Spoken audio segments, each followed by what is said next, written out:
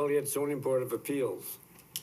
In our capacity, we hear petitions for relief from the strict provisions of our city ordinance.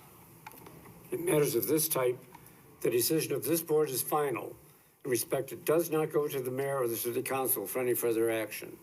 If you disagree with our decision, you do have recourse in a court of record. We also hear petitions for variations of land use. In matters of this type, we act as an advisory committee to the mayor and city council, making a recommendation either for or against it. Final decision on land use is made by the mayor and the city council. Hold the board. Ms. Safford? Here. Mr. Alessio? Here. Mr. McShane? Here. Mr. Noctree? Here. Mr. Riggs? Here. Ms. Rohr? Here. Mr. Hennessy? Here. First order of business would be approval of minutes from the February 16th meeting. Motion be in order. So move. We have a second? Second. We have a motion and a second to approve the minutes. Hold the board. Mr. Alessio? Aye. Mr. McShane? Aye. Mr. Noctree? Aye. Mr. Riggs? Aye. Ms. Rohr? Abstain. Ms. Safford? Aye. Mr. Hennessy? Aye. Next order of business would be citizens to be heard on agenda items. This section is for anyone wanting to speak regarding items listed on the agenda. Anyone speaking on an agenda item is entitled to speak for a maximum of 4 minutes. Please be aware you can speak at this time on agenda items, but we also allow you to speak when the cases are called. But if you'd like to speak for 4 minutes now, that you are able. Hi, Jim Caparelli, City Manager of the great city of Joliet. I'm here to speak specifically on agenda item number D, which is petition 2023-14, a special use permit to allow salvage yards with the purpose of shredding recyclable materials, including but not limited to automobiles. This is part of the process of the electric battery recycling. This is the first step in that.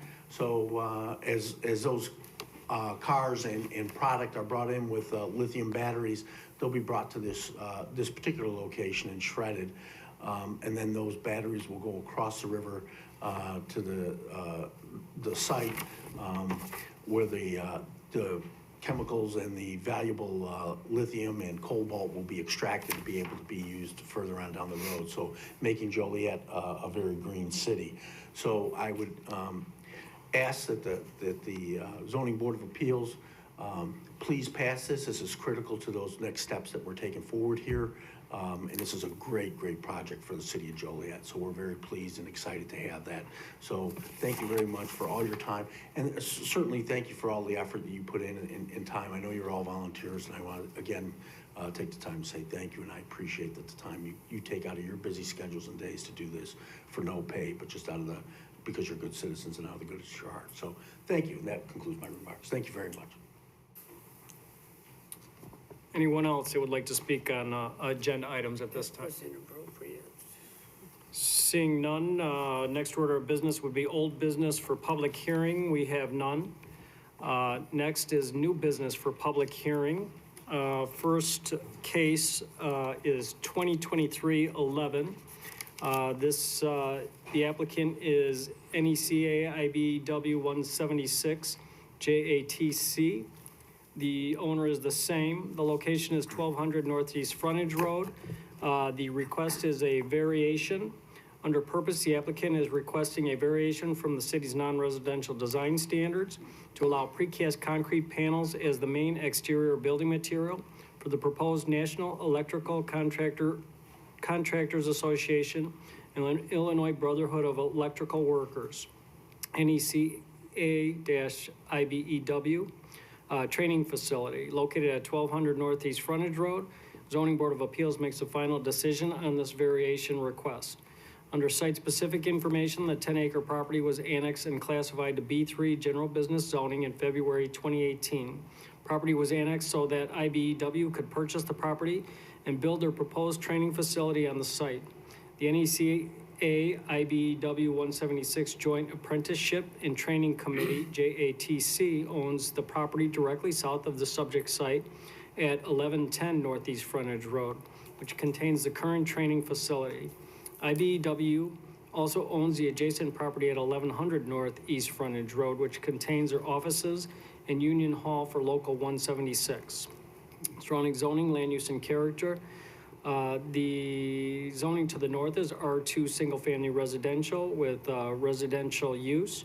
To the south is B3 general business, the IBEW training facility and Local 176 hall. To the east is R2 single-family residential with a residential use. To the west is Interstate 55 right-of-way and B3 general business zoning that is forest preserve. Under applicable regulations, section 47-15H3, non-residential design standards, commercial B1 and B3 districts, section 47-19.8, findings of fact supporting a variation, and you can refer to the attachment for those. Under discussion, the petitioner, NECA IBEW 176 JATC, requests a variation from the city's non-residential design standards in order to use precast concrete panels as the main exterior building material for the proposed joint apprenticeship and training center. Per the city's design standards, the predominant exterior building material for buildings within the B3 district should be a high-quality brick material. Precast concrete panels are permitted as an exterior material within the I-1 light industrial district. According to the petitioner, they wish to train and teach apprentices in a building type similar to what the students will encounter on job sites such as precast concrete buildings. Additionally, they would like the proposed facility to reflect the character of the nearby buildings. The IBEW building at 1100 Northeast Frontage Road is made from precast concrete. The JATC building at 1110 Northeast Frontage Road is also concrete, while the existing training facility has metal siding. Building at 1050 Northeast Frontage Road, containing the operating engineers Local 150 and Countryside Banquets and Conference Center, has split-face block as the exterior material.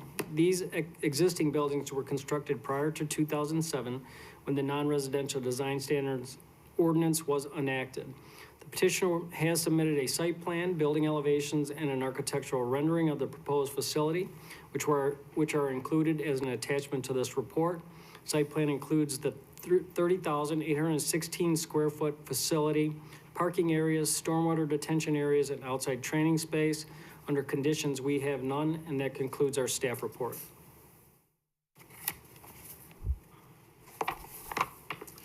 Petitioner, must swear you in? Do you swear the evidence you're about to present is the truth under penalty of law? Yes. Your name and address, please. Scott DeWarshak, 16538 South Windsor Lane, Lockport, Illinois. I represent the NECA IBEW Trading Center Board. I apologize for all the acronyms that have been thrown around. We are electricians and contractors hoping to build a training facility for new electricians. If you have any questions, I have my architect and my general contractor with me as well. Questions by the board? Comments? We have none. Is there anyone in the audience wishing to speak in favor of this petition? Is there anyone opposed? Without questions, then, the chair closes the petition to the floor and asks the board for discussion and a motion. Motion to approve. Second. We have a motion and a second to approve petition 2023-11. Poll the board. Mr. McShane? Aye. Mr. Noctree? Aye. Mr. Riggs? Aye. Ms. Rohr? Aye. Ms. Safford? Aye. Mr. Alessio? Aye. Mr. Hennessy? Aye. That vote for approval is final. That does not go to city council. That is final. Next order of business is 2023-12. The applicant is Imperial Site LLC. Status of the applicant is the owner. The location is 1603 Northwest Frontage Road. Request is a special use permit. And the purpose, under purpose, the petitioner is requesting a special use permit to allow a trucking facility with repair located at 1603 Northwest Frontage Road. Requested special use permit would apply to 4 separate parcels that will all be addressed to 1603 Northwest Frontage Road upon development. A special use permit is being requested along with petitions for annexation of the northernmost parcel, zoning reclassification of all parcels to an I-1 light industrial zoning district, preliminary, final, and recording plats of the subject property as well. However, the zoning board of appeals will only be acting upon the matter of the special use permit request. The other petitions will be discussed at public hearing with the city's plan commission later this afternoon. Per the zoning ordinance, carting, express, and hauling establishments are allowed in an I-1 light industrial zoning district by way of the special use permit, provided that the use is over 300 feet from residential zoning district, according to the proposed building footprint. On the attached site plan and preliminary plat, the proposed use would be located over 300 feet from the nearest residential zoning district, which is located in unincorporated Will County east of Interstate 55. Site-specific information: the subject property contains 4 separate parcels, including 1 parcel in the northern portion of the assemblage that requires annexation into the city. The total acreage of the subject property is 19.664 acres. Attached site plan shows a 28,000 square foot truck terminal building with 15 separate loading spaces. Building would contain spaces for 5 different tenants. According to the submitted site plan, parking for additional trucks will be limited to approximately 10 to 15 additional truck spaces. The facility would host longer-term truck layovers with truck repair on site. Site would also contain 32 parking spaces for standard-sized cars for employee and visitor parking. Access to the site would be provided by 2 separate points, with vehicles entering from the northern access point and exiting and turning right from the southern access point.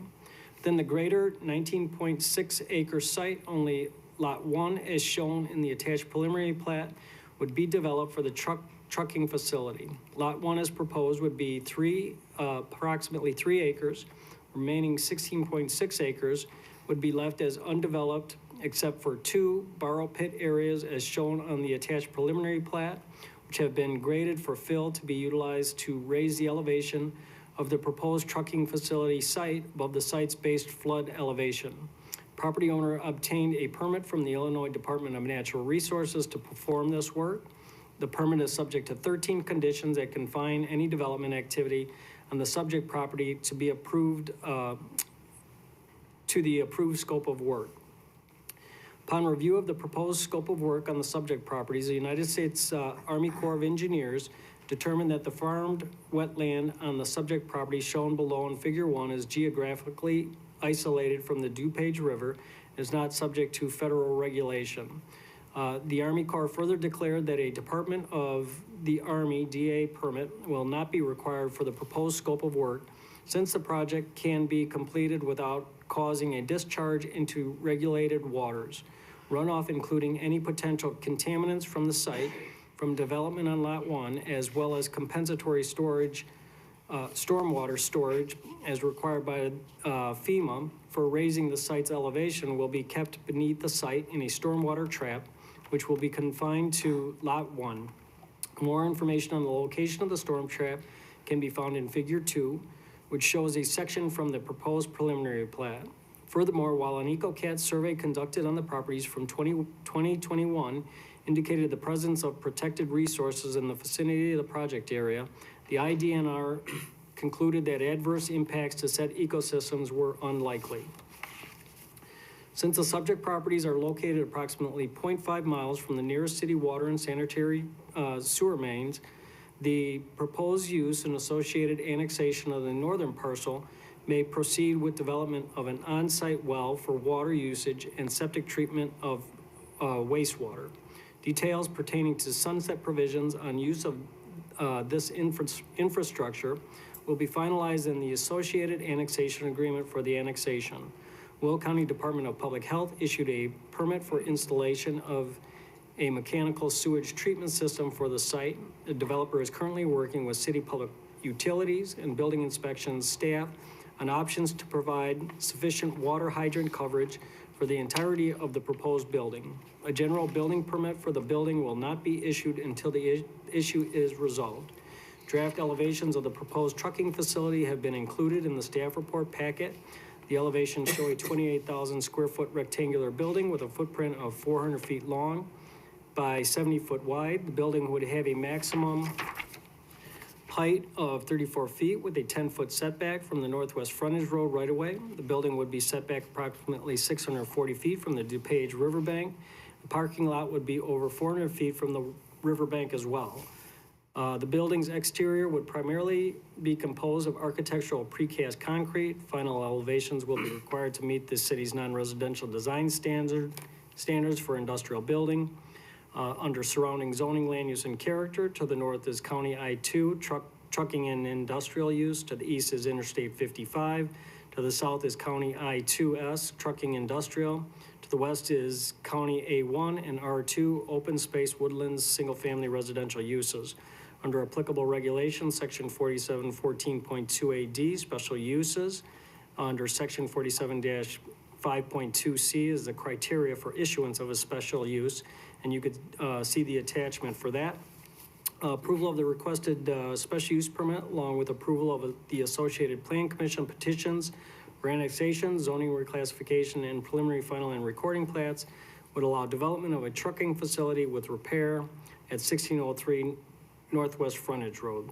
The Army Corps has determined that the site can be developed as proposed without discharge of any kind into the nearby DuPage River, which is a federally regulated body of water. The IDNR has permitted construction activities associated with the construction of an on-site roadway, excavation for compensatory storage for the loss of flood storage areas within the flood fringe, and excavation for 2 borrow pits within the floodway of the DuPage River to produce fill to raise the building elevation, site's base flood elevation. While the proposed site has challenges pertaining to development adjacent to a federally protected body of water within a floodplain and containing a farmed wetland, developer has already procured permits from the Army Corps and IDNR to proceed with the proposed scope of work.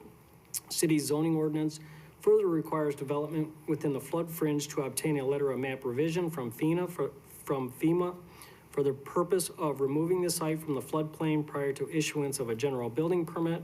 The eastern riverbank of the DuPage River contains a grove of trees that is between 130 feet and 290 feet wide. Photos in the staff report packet that were recently taken from the DuPage River Trail, located immediately west of the DuPage River, show that even with barren trees, the density of the grove of trees will provide an adequate visual buffer between the development activity on the east side of the riverbank and the open space and recreational amenities that are currently enjoyed along the western riverbank. The nearest residences are approximately 200 feet to the west of the DuPage River Trail. Properties directly north and south of the subject area are located in unincorporated Will County and contain County I-2 general industrial zoning designations. These properties have contained similar trucking and trucking repair uses since the early 2000s. The proposed trucking facility and repair use on the subject properties aligns with the existing uses found to the north and south. Under conditions the zoning board desires to approve the special use permit, the following conditions would be included. 1, that the trucking facility and repair business shall be registered with the city clerk's office. 2, submission of a final landscape plan to be approved by city planning staff and the city forester with the future building plans. 3, that the grove of trees along the west side of the subject properties remains perpetually undisturbed. 4, that the locations of all necessary easements are approved by city staff prior to ordinance adoption of the final and record plats. 5, prior to issuance of a general building permit, that all proposed truck turning radii and the subject property are approved by city staff. 6, that the main building contains an on-site water system that meets all applicable international building code and international fire code requirements. 7, that the subject properties are subject to the future stipulations set forth in the associated annexation agreement. 8, that all applicable federal, state, and local permits that are required to proceed with development within the recognized floodplain and relating to required compensatory storage remain valid throughout the site's development. 9, in accordance with section 8-506 of the city's zoning ordinance, that the applicant procures a letter of map revision from FEMA to elevate the site of the main building, parking lot, and associated access routes above the base flood or 100-year frequency flood elevation for the purpose of removing the site from the floodplain. 10, prior to issuance of a general building permit, that all permit application criteria are submitted and approved by the city staff as required pursuant to section 8-506, 507, 508, 509 of the development in special flood hazard areas appendix within the city zoning ordinance. 11, should the property be declared a public nuisance shall be subject to a rehearing and a possible revocation of the special use permit. Lastly, 12, that the special use granted herein shall terminate and lapse unless a building permit or certificate of occupancy is obtained no later than 180 days, and that concludes our staff report. Petitioner present. Good I swear afternoon. you in, sir? Yes. You swear the evidence you're about to present is the truth under penalty of law. I do. Name and address. My name is David Silverman. I'm an attorney practicing law at 822 Infantry Drive in Joliet, Illinois. Thank you. Mr. Chairman, members of the board, I also have with me today Mr. Michael Rogina from Rogina Associates, in case you have any engineering questions. Our project manager, Mr. Kim Bronstein, is here, and also the owners, Anna and Vadim Savik are here to answer any questions that you might have. What they're petitioning for is a family-owned business. They currently operate in Bolingbrook, and this will be an additional location for them. As Mr. Torrey went through in great detail, the site is the application would be in conformance with the surrounding properties. There are a lot of trucking uses that are both north and south of the property. There's a long ways from the west between the building and any residential uses, and a park district and the river both divide those. To the east, Interstate 55 provides a good buffer. It's not a large trucking business. It's a multi-tenant unit. These owners will probably take two of the businesses. The number of trucks per day that they anticipate is about 20 or 30, with hours of operation from 7 a.m. to 5 p.m. Monday through Friday, and 8 a.m. to 1 p.m. on Saturdays. Obviously, those are general business hours. There may be times of the day when trucks come at other hours, but they don't anticipate much activity like that. The whole site's roughly 20 acres. The site that's going to be developed is only 4 acres, so it leaves a large amount of open space in the area adjacent to the river. These owners have spent a considerable amount of time and energy and money to get where they're at today, with Army Corps of Engineer permits and also IDNR permits to be able to develop this land. So we hope that you'll look favorably upon this, and certainly we're here to answer any questions that you may have. Yeah, if trucks should come in there after hours, after your normal operating hours, would they just park there and wait for it to open, or would this place open up and the lights go on and they start unloading or whatever they do? I would think that they would, I don't know, can you help me out? They would just pull in and park there. You don't anticipate a lot of... I do not anticipate any trucks coming since the night. Please come forward. We don't want this on tape. Must swear you in too.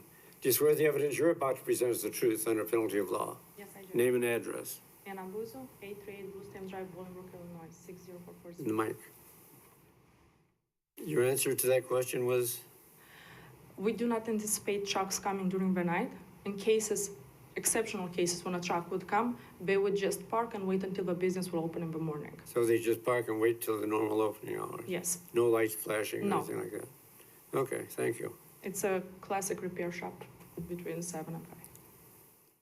Any questions by the board? Yeah, I have one. You say that the useful area will be, I think, 4 acres out of the 20 some odd. Approximately, yes. Is that sort of cast in concrete? Is that always going to be that way? Yeah, well, the plans that will be approved by the city are only for the development of Lot 1. Lot 2 will remain empty. I don't know if things might change in the future, but that's certainly not the plan. And there are a lot of flood and flood fringe, flood plain issues on the property. So they've picked what they have determined to be the most developable portion of the property. I mean, I can't say never. Never's a long time, right? But the plan is to just develop this lot. Get it? And, you know, Any other the questions? rest of it presents just a lot of challenges. So there are no further questions by the board. Is there anyone in the audience wishing to speak in favor? Is there anyone opposed? Chair closes the And petition. it should to be the floor. known Leaves the that- board for that- discussion and emotion. We have Ed- someone? It should be known, Ed, that you did receive 4 or 5, I think. Those can be entered on the emails. records, but it cannot be introduced as Yes, evidence. just to get it on the record. Is there someone else? Call for a motion then. Motion to approve. Second. We have a motion and a second to approve petition 2023-12. Poll the board. Mr. Nockery? Aye. Mr. Riggs? Aye. Ms. Rohr? Aye. Ms. Safford? No. Mr. Alessio? Aye. Mr. McShane? Aye. Mr. Hennessy? Aye. So this will go to City Council on April 17th and 18th with the recommendation for approval.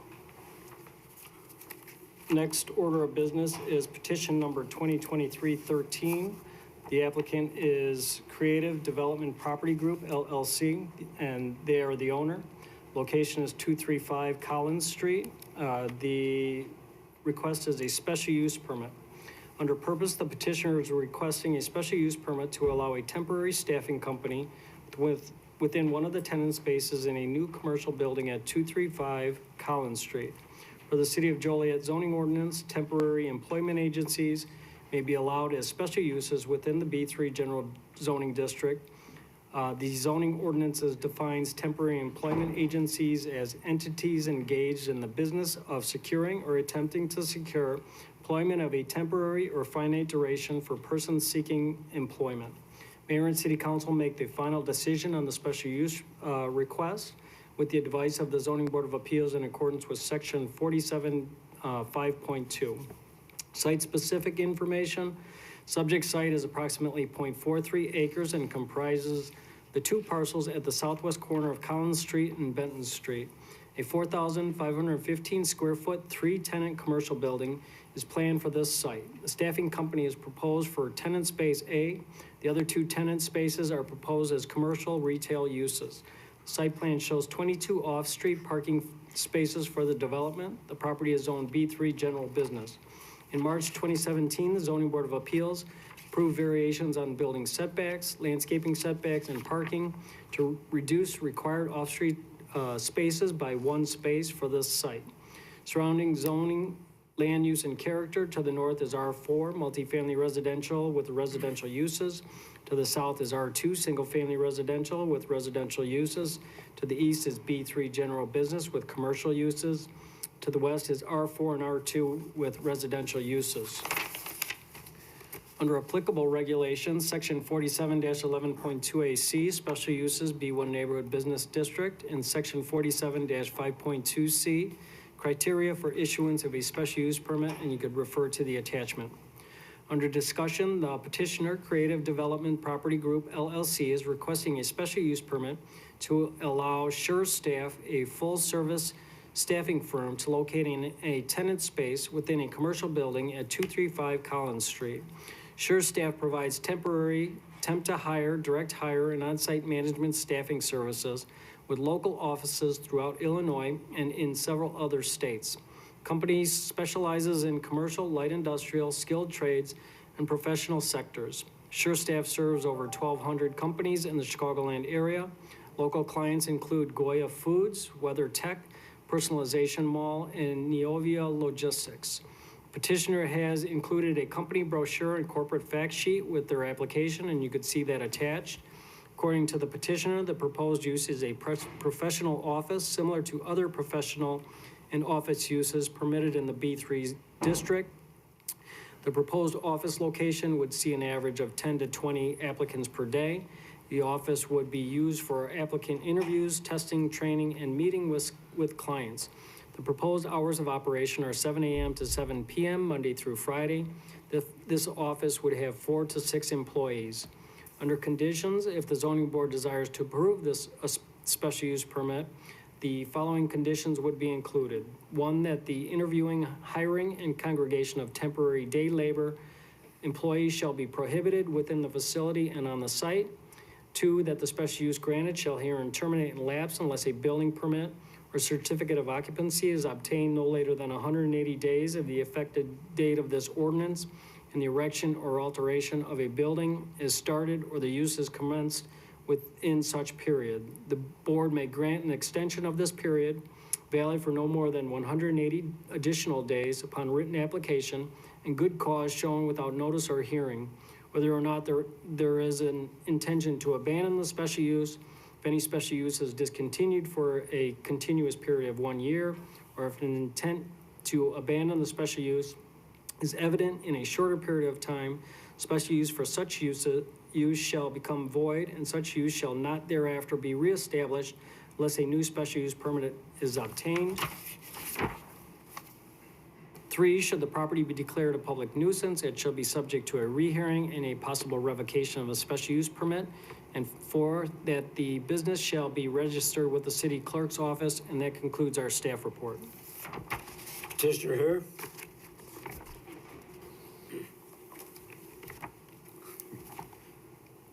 You're going to be speaking. Do you swear the evidence you're about to present is the truth under penalty of law? I do. Names and addresses. Good afternoon. My name is John Murphy, attorney for the petitioner, 3218 West 95th Street, Evergreen Park, Illinois. Doug Howard, 1066 Ironwood Court, Glenview, Illinois, 60025. Thank you. Good afternoon, members of the board.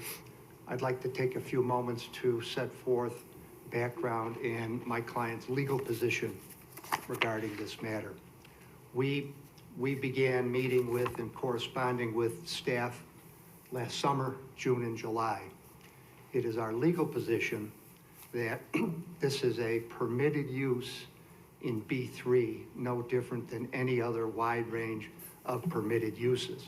Staff disagreed, and as a result, we are here before the Board for Special Use recommendation and council action. I need to make it clear that we're reserving our legal position on this matter.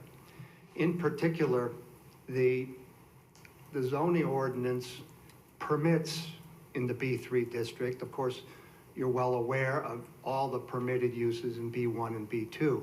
And let me just read among the permitted uses in B3 are professional and other offices drawing a large number of clients and or customers, such as, but not restricted to, doctors, dentists, lawyers, architects, insurance companies, realtors, unions, post office, utility companies, and Chamber of Commerce. It is our legal position that SureStaff is no different than any of these other professional offices, and therefore our proposed use is permitted as of right.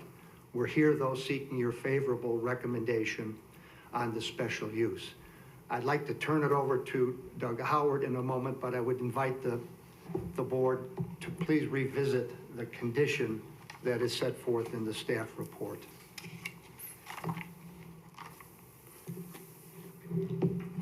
This appears to be nominally a recommendation for approval, but it's really a recommendation for denial, because the condition would be that the interviewing, hiring, and congregation of temporary day labor employees, whatever that means, shall be prohibited within the facility and on the site. So essentially what this staff recommendation is saying, you can have your use, but you can't use your use. We consider that to be arbitrary, unreasonable, and discriminatory. Because what is the difference between customers or clients going to a lawyer or to an insurance company or to a doctor or to a dentist or to the post office as opposed to a facility like SureStaff? Seems the answer is obvious. The demographic or perception of the demographic of our customers. Let me interrupt you for a second. What is the city's position on this? We're not here as a judge and jury over a legal matter. What's the problem? So we don't think there's a problem.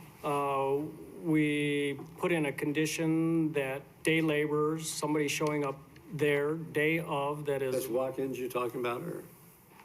That comes there looking for employment that day and, would, Okay. Talking about migrant workers then. Okay. somewhere along those lines, where we've had problems with other facilities, where they have day labor practices where Well, a that's okay, Jim, I'm van aware of that. We all or are, some other okay. type of. Now, back to you.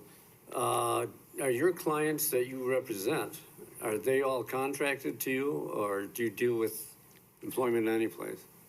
I'll turn it over You to. had a list of a couple, do you have? Oh, yeah, Doug will describe dozens of them. We have 22 offices, Chicago Metro. So you deal directly with contracted companies?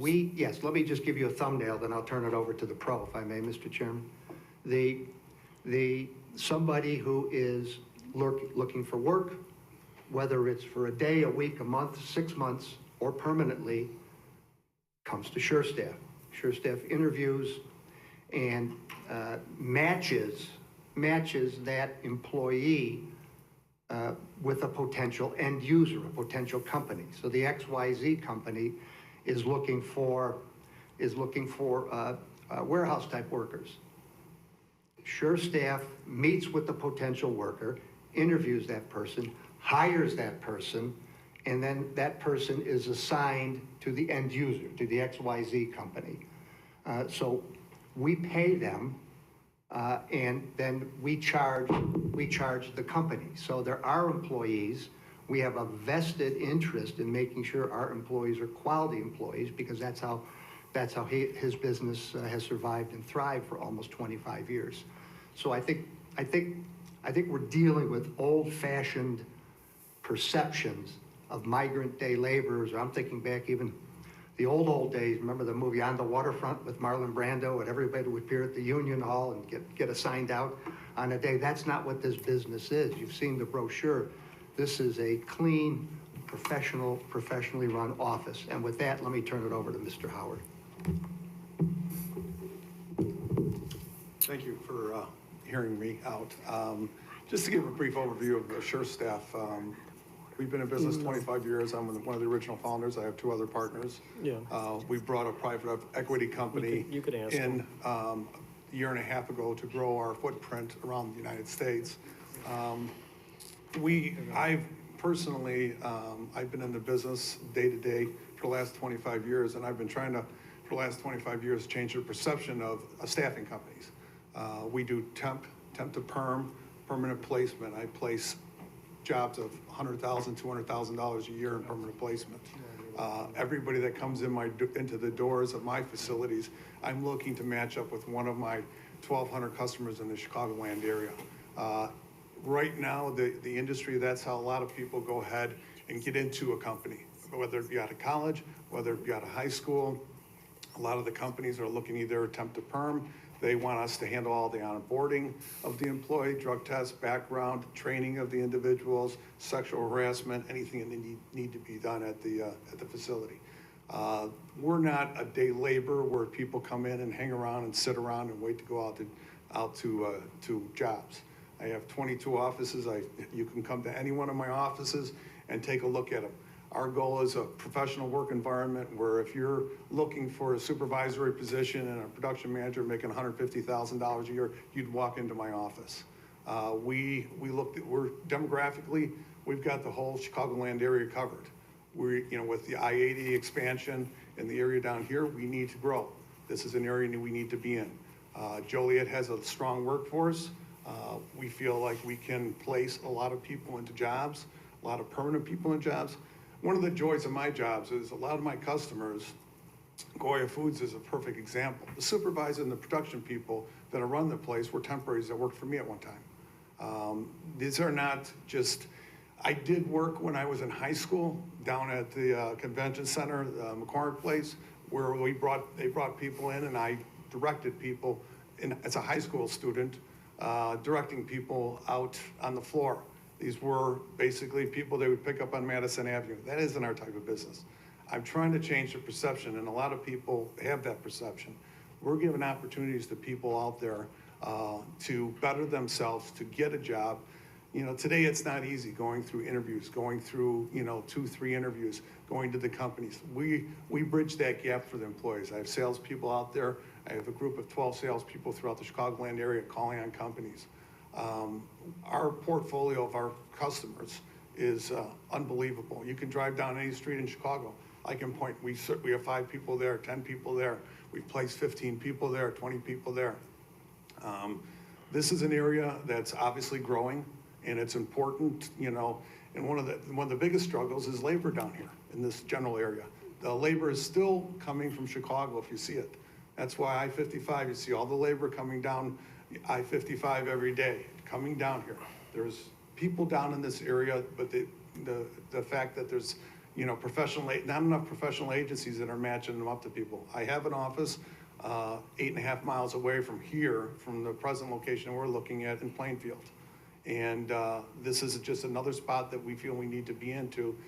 We look at our customers and we look at our employees as our customers. They're just as important. I can't survive one without the other.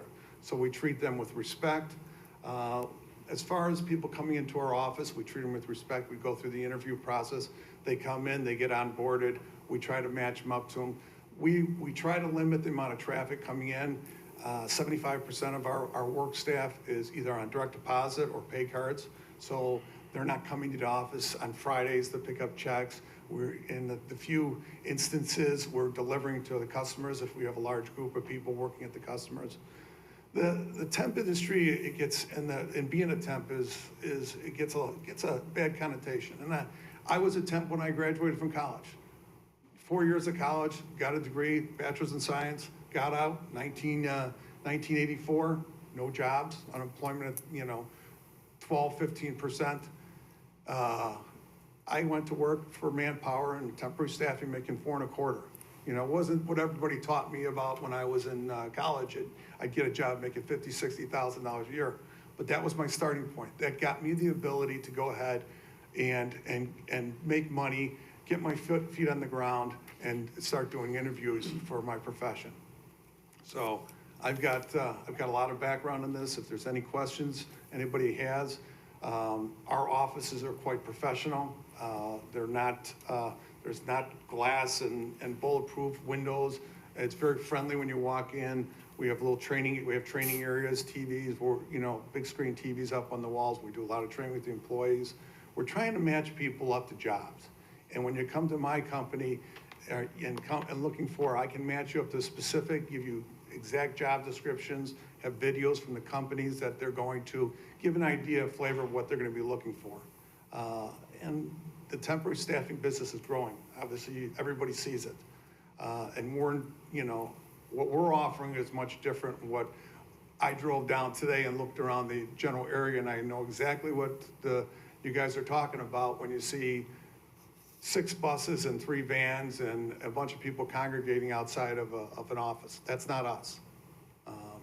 And I welcome you guys, if anybody to see our different offices, they can go and look at our website. I brought literature that you could look through to see what we offer as far as a staffing firm. Thank you for your time, and if you have any questions. Any questions? I had a quick question.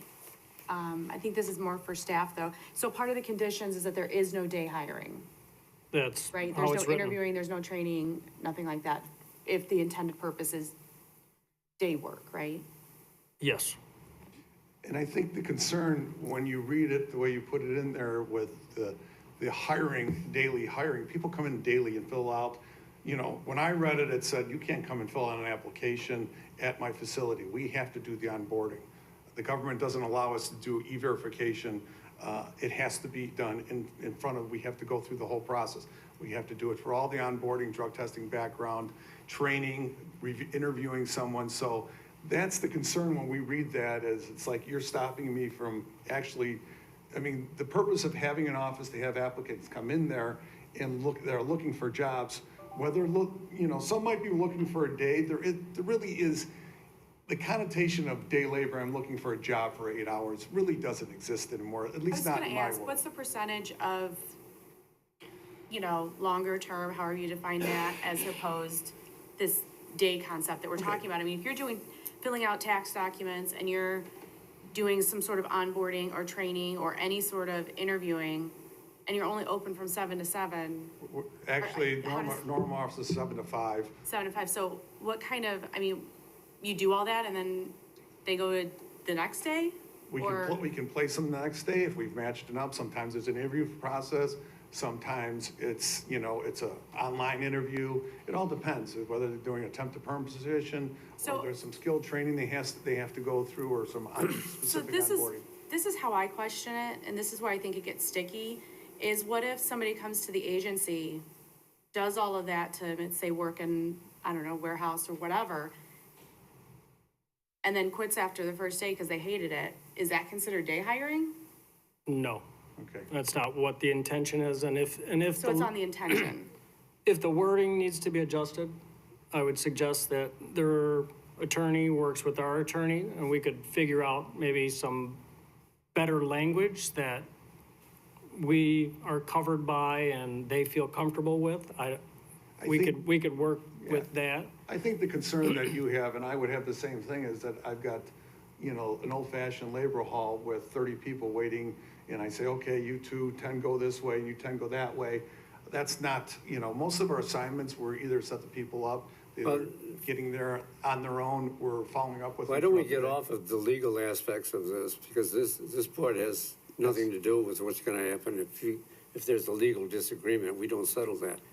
We're voting on the issue today that's on the petition, and that's it. So let's stay away from Okay. all the court stuff. Any other questions by the board? Is there anybody in the audience wishing to speak in favor? Would you care to rebut, sir? Do you have any more comments? I just said that, follow up on Jim's point, we'll be happy to work with court counsel. I guess that's my question is, are we able to approve it with that being ambiguous, or do we need to have a set condition We just before we can approve it? Do it as stands and let the legalities work themselves out. I guess what's the I would staff's ask Chris, but recommendation? I think you can approve it with conditions as is, and we can amend that Between the condition city and meeting. present that to the city council as an amended condition. So your conditions could be as is, and even add a condition that, it gets amended before it goes to city council. And then they can work with our corporation council and find some language that is comfortable for everyone for that condition. Are you That makes able sense. to talk to Corp Counsel now, just You, to confirm? you that? can, yeah, and he can comment. Chris Regis is here.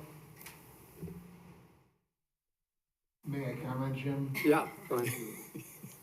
Hi, everyone. So there's a couple questions hanging out there, and the answer is yes, we can amend it after plan commission or after zoning board before it goes to council, and whatever the parties agree to, that's what we can present to the city council. What the zoning board does is approve the concept, final approval goes to council. As far as the legalities, what Mr. Murphy was talking about, Mr. Hennessy is correct, it's not really an issue for the zoning board. We should look at this and consider it like we would any other special use application. Mr. Murphy was just making a record to preserve his argument, should he have to address that in the future.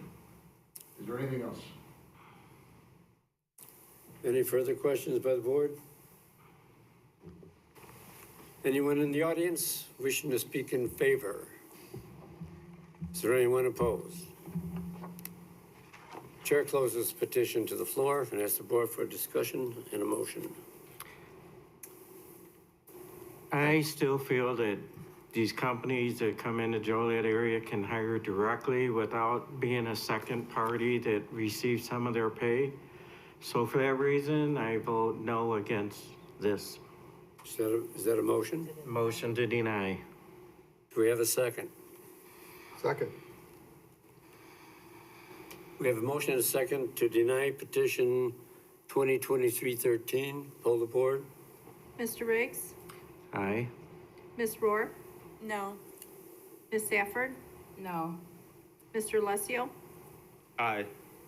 Mr. McShane? No. You mean aye? Mr. Noctree? No. Correct. Mr. Hennessy? What's the tally? 2 yes and 4 no.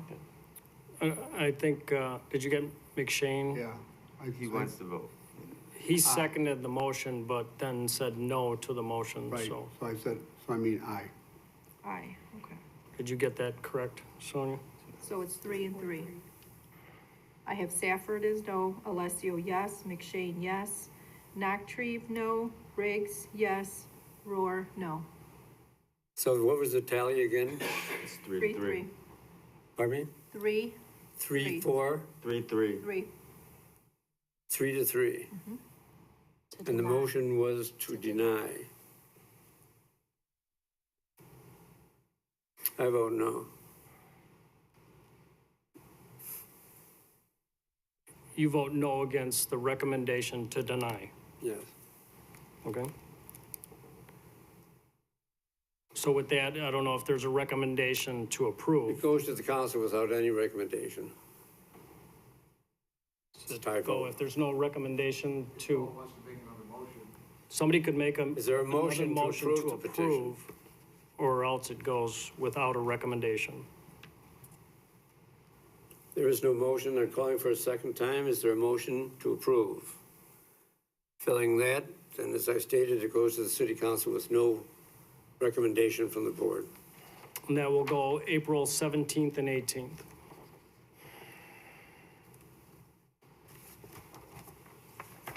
Moving on, next petition is 2023-14. The applicant owner is One Industry Holdings LLC. The location is 1 Industry Avenue. Request is a special use permit under purpose. The applicant is requesting a special use permit to allow a salvage yard with the purpose of shredding recyclable materials, including but not limited to automobiles at 1 Industry Avenue.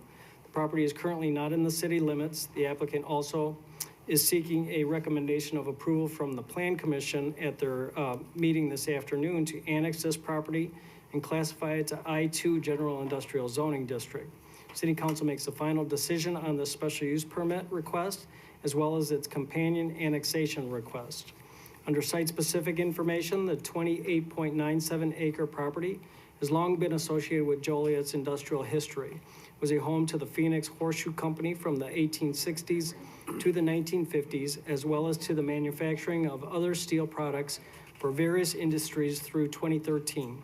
BL Duke, a scrap metal recycling company that serves both industrial and general public customers, has been operating an industrial salvage yard at this location since 2015.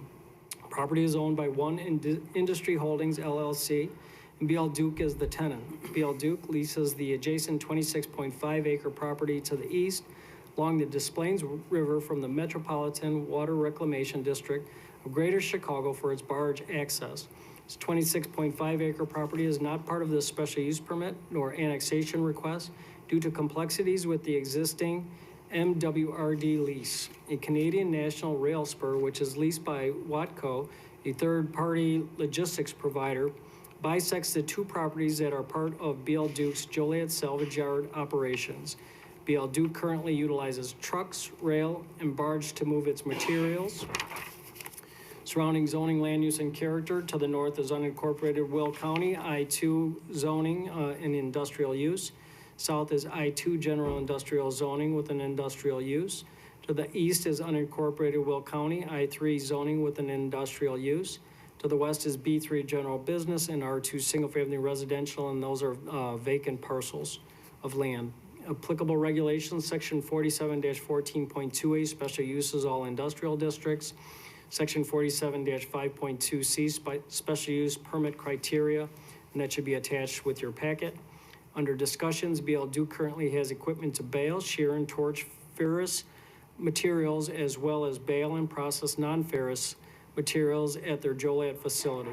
Company ships these materials to mills, foundries, and markets both domestically and abroad by way of truck, Class 1 rail, and barge. One Industry Holdings desires to annex into the city of Joliet, have its property classified to I-2 General Industrial Zoning District so that BL Duke can add the shredding of recyclable materials to its existing industrial recycling operations at its existing salvage yard. The shredding of recyclable materials will include but not be limited to automobiles. City of Joliet zoning ordinance requires a special use permit for a salvage yard. BL Duke anticipates that the proposed shredding operations will work in tandem with the battery reclamation operations that is being proposed for the redevelopment of the former U.S. Steel property at 927 Collins Street into an eco park campus. The company intends to the company intends to more heavily utilize the existing barge rail infrastructure should the industrial shredder operations be approved. BL Duke recently completed a new barge terminal at their Chicago facility so that they can barge more materials to and from Joliet as opposed to utilizing trucks. In addition, the company recently rebuilt a rail line on the property at One Industry Avenue to haul more materials by rail. The 28.97 acre complex includes a multitude of long, tall, metal-clad industrial buildings, as well as a few stone and concrete block buildings. There is a 1.5-story stone office building. The concept plan for the expansion at this complex is included in, The concept plan for the expansion of this complex is included with the staff report packet. Currently, BL Duke anticipates that the industrial shredder will be located on the north side of the property. Company may construct one or more structures to accommodate the proposed shredder in accordance with the permitting process through the Illinois Environmental Protection Agency and adherence to state regulations. Location of the proposed shredder is approximately 1,500 feet and over a quarter mile from the nearest residential property in Joliet and Crest Hill. There's an approximately 40 feet drop in elevation from Broadway Street to the primary area of existing and proposed industrial activity at this property, as well as an existing tree line along Broadway Street to help with visual screening and sound buffering. Most of the land along the subject property's western border is owned by the city of Joliet and is intended for the future extension of the Broadway Street Greenway. Petitioner has submitted a draft annexation agreement, which is being reviewed by city staff.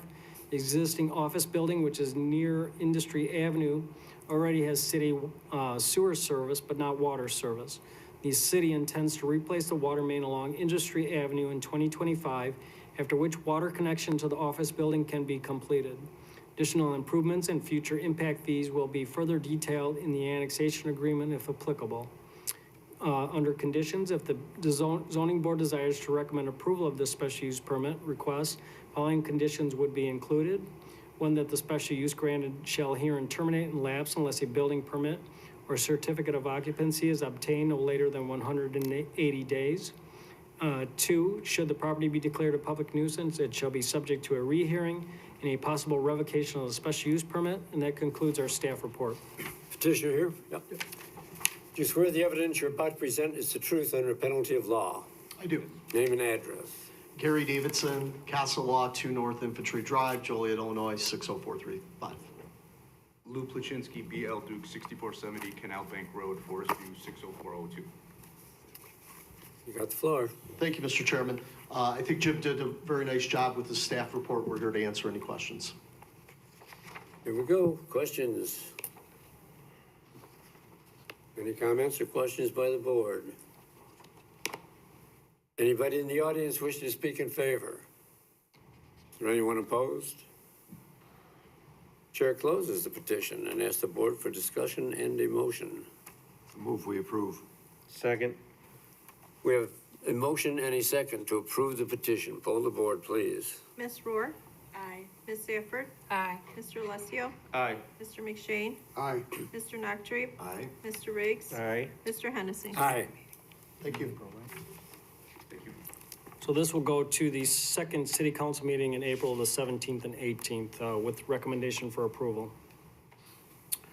Next order of business is petition numbers 2023-15 and 2023-16. The applicant is Richard Hester, Fourth Generation Properties LLC, Droughton.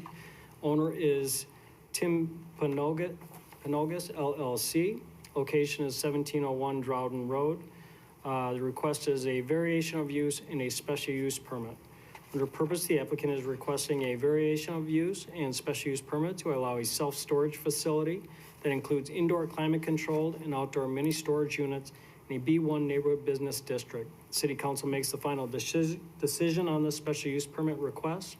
Site-specific information: the 3.86 acre subject property is Lot 2 of the 10.41 acre 2-lot commercial subdivision at Droughton and Theodore that the City Council approved on December 1st, 2020. Gas and wash fueling center was constructed on Lot 1. Property is zoned B1 neighborhood business district. Access to the subject property will be from Droughton Road. The stormwater detention system for Lot 1 will be expanded and shared to accommodate the proposed facility. Surrounding zoning, land use, and character to the north, comment easement R2. To the south is commercial B1. To east is residential R2. To the west is comment easement R2. Under applicable regulations, section 47-11-4, prohibited uses, B1 zoning district. Section 47-17.28, variation of use. Subsection 47-19.8, finding of fact supporting a variation of use, and you can see below. Section 47-13.2AI, special uses, B3 zoning district. Section 47-5.2C, criteria for issuance of a special use permit. Under case history, this is the same proposal that the Zoning Board of Appeals recommended approval of at their August 19th, 2021 meeting. The City Council reviewed this proposal at their September 21st, 2021 meeting, and after some discussion, denied the special use permit and variation of use request, with 6 councilors voting in support of denial and 2 councilors voting against denial. Meeting minutes of both the Zoning Board of Appeals and City Council meetings are attached, and videos of these meetings are available on the city's website. Petitioner feels that the conditions in the subject area have changed and that this proposal provides a service to residents not readily available nearby. Zoning ordinance requires at least 1 year to elapse before a petition can be reintroduced through the Zoning Board of Appeals City Council process. Since 1.5 years have passed from the City Council's September 2021 vote, the petitioner desires that the Zoning Board and City Council review the proposal again. Under discussion, the petitioner, who is the contract purchaser of the property, proposes to build an indoor climate-controlled storage facility with accessory outdoor mini storage units on Lot 2 of the Gas and Wash, Theodore, and Drown subdivision. Petitioner intends to be the operator of the facility and operates other storage facilities in the greater Joliet area. The Joliet zoning ordinance considers storage facilities to be a special use permit in a B3 special use permit approval use. Therefore, the request requires both a special use permit and a variation of use approval. This proposal currently includes a 1-story, 10,950 square foot climate-controlled indoor facility, as well as 6 outside accessory 1-story buildings with mini storage units. The building facades that face the perimeter will be brick-faced with light and dark brick.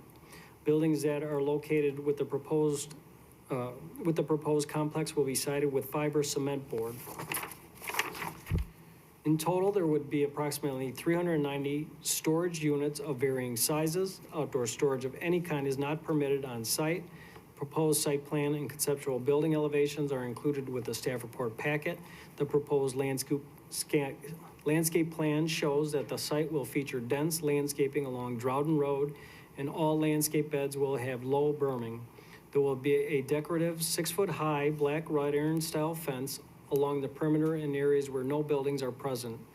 The proposed hours of operation during which renters can access their storage units will be from 5 a.m. to 10 p.m. Renters of the storage units would access their units through a secured gate. The facility will be staffed approximately 30 hours a week.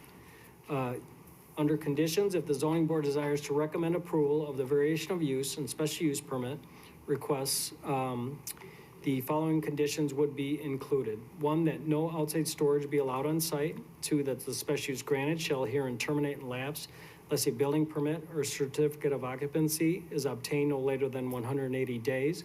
3, that failure to comply with any of the above conditions could result in a rehearing and a possible revocation of the special use permit. And 4th, should the property be declared a public nuisance, it shall be subject to a rehearing and a possible revocation of the special use permit. And that concludes our staff report. You swear the evidence you're about to present is the truth under penalty of law? I do. Name and address. Carl Buck, attorney for the petitioner, 3260 Executive Drive. Richard Hester, 21328 Redwood Lane, Shorewood, Illinois. Good afternoon, Mr. Chairman and members of the board. And yes, we are gluttons for punishment. So there's nothing difficult, more difficult about this property than what you see in the physical attributes of it. It's a triangle, and there is an easement for the driveway, which you see on the bottom right-hand corner of the property. And so that limits what uses can go on this. It's been on the market for almost 3 years now. When we first came before the board and the council, your board approved it and it went to the city council, we're not exactly sure why the city council denied it, other than I don't believe that they understood that the mini warehouses, it's not warehousing, it's mini storage. So we're not looking at trucks or anything like that. And the inside is climate controlled. Mr. Hester can speak to the need for this kind of facility within a residential area. We're providing dense screening along Droughton Road, so where the residences are to the east, it'll be densely screened. It's a very quiet use. It obviously doesn't have a tremendous amount of ongoing traffic. So we do believe it's an appropriate use for this site. It's a difficult site to manage, but with building configurations like this, meaning you can put up 6 buildings, you can fit them on the property in a way that makes financial sense. There have been no other users for it. There have been no other buyers for it. So we're hoping that this board and the city council will see the need not only for this service for the residents, but will also see that it's a quality project for the city of Joliet. Mr. Hester can address any questions you have about the use of this, because he does run these type of facilities. Mike, are there any questions? Any comments, sir? No? Okay, questions? Anybody in the audience wishing to speak in favor? Come on forward. Favor. Is this in favor? I think they're opposed. Okay, is there anyone opposed? Do you have a spokesperson?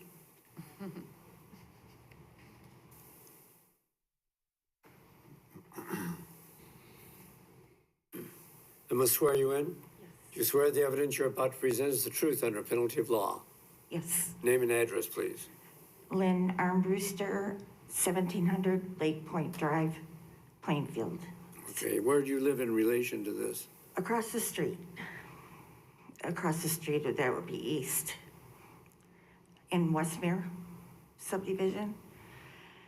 And we are opposing because we live right across the street from this area. I have a good friend who buys storage units. They're auctioned off. And he finds many of those that people have lived in and have used drugs in those storage units. And, you know, it can be, you know, have a gate around the facility, but they jump the fences all the time. And we just don't need that kind of action going on across the street. We have children that are in these homes across the street. There's a grade school by there, real close, and then a middle school. And it's just, there's too many children to be around that. Plus, we had a gas station that put on the corner of Theodore and Droughton. And it's been nothing but a drag race. We call, by the time the policemen get there, they're gone. But it's constant. It's from early morning till late at night, people in and out of this gas station. So this storage unit will be right next to that. So we hear the noise all the time. You get woken up all the time. We don't need people sleeping in the storage units, which they do. Whether they say they don't, they do. And there's a lot of drug usage there. There's a lot of drinking there. Guns are brought in there. So it's just too close for comfort. That's all I have to say. Anyone else wish to speak in opposition?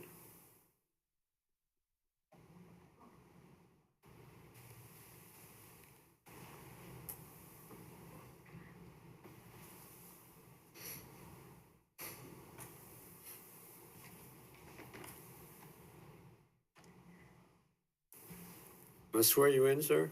Yes. Do you swear the evidence you're about to present to be the truth under penalty of law? Yes, I do. Name and address. David Belinsky, 1611 Lake Point Drive, Plainfield, Illinois, 60586. And where do you live in relation to the I project? live right in back of my house faces that area here.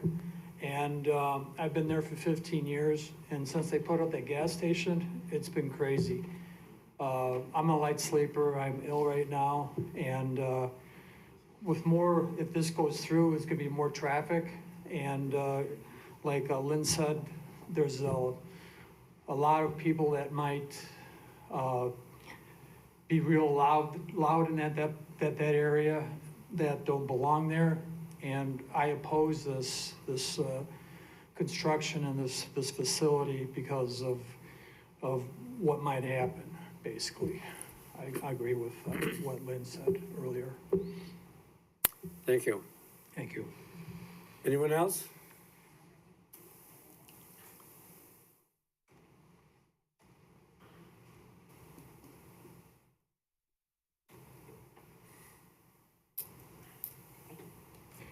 Do you swear the evidence you're about to present to be the truth under penalty of law? Yes.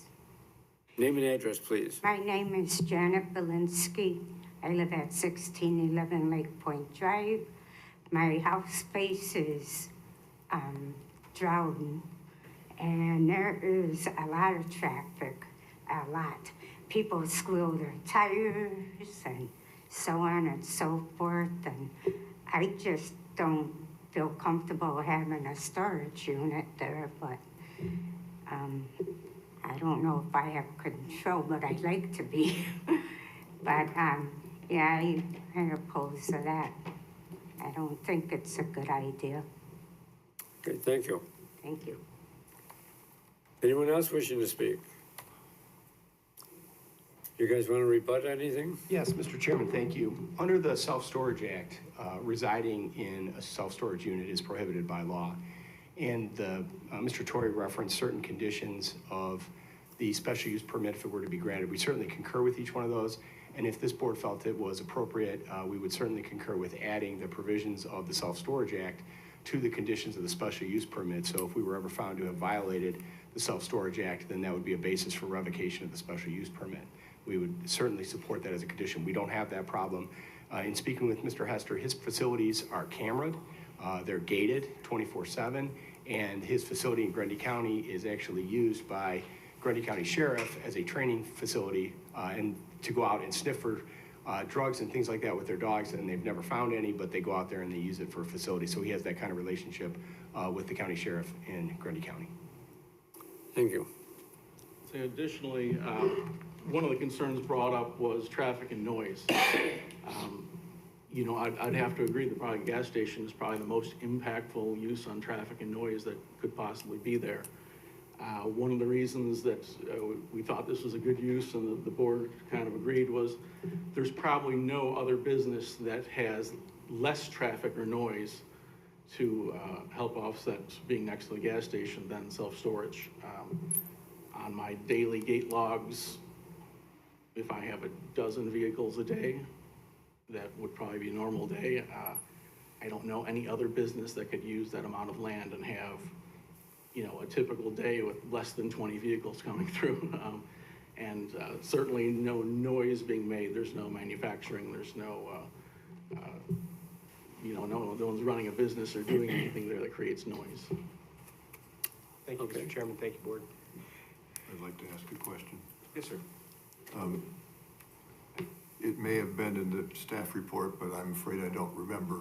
What sort of fencing or barrier, noise, light barrier do you intend to or could you put on the east side of your property, the right against Droughton Road, to block noise and light? That Well, maybe we could switch the sides of the drawing plans. The property is built, I guess it's considered a fortress style, where the buildings make the majority of the perimeter facing inward.